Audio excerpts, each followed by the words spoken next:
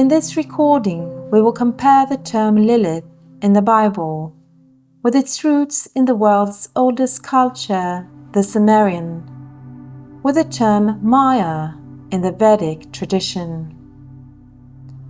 In the introduction to the Sumerian Gilgamesh Epic, called Innana and the Huluppo tree, Innana plants what seems to be the typical imagery of the world tree in many cultures in her garden.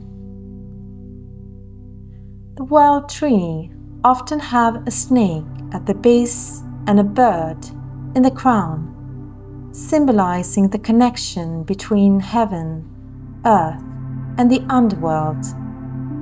This is also the case in this myth. The tree was originally planted by Enki, the god of wisdom. The goddess Innana brings it to her holy garden. Are you beginning to sense the themes from Genesis yet? Yes, the Genesis in the Bible is believed to have been inspired by some of these earlier Sumerian myths. Innana waits for the tree to grow so that she may create a throne and bed from it. The throne representing her seat of power, and the bed, her power of creation. But when the tree is ready, a snake has claimed its roots, a bird its crown, and a female spirit of darkness, the trunk that should be used for Inanna's throne and bed, effectively claiming her position. The term in Sumerian used for this spirit is Ki-sikil-lil-la-ke, indicating a female spirit often connected to darkness and remote places. In the Akkadian language of Assyria and Babylonia, the terms Lili and Līlītu mean spirits. Inscriptions from Mesopotamia exists where Lilith and Līlītu refers to disease-bearing wind spirits. The word Lilith is mentioned in the Bible in Isaiah 34:14 and in Job 18:15.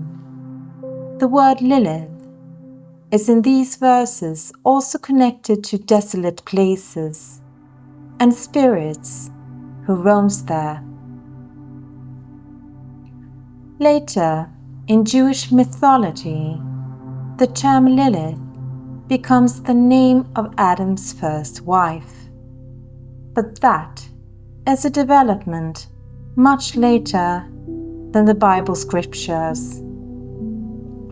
This has though led contemporary people to connect the term Lilith with a self-sufficient woman.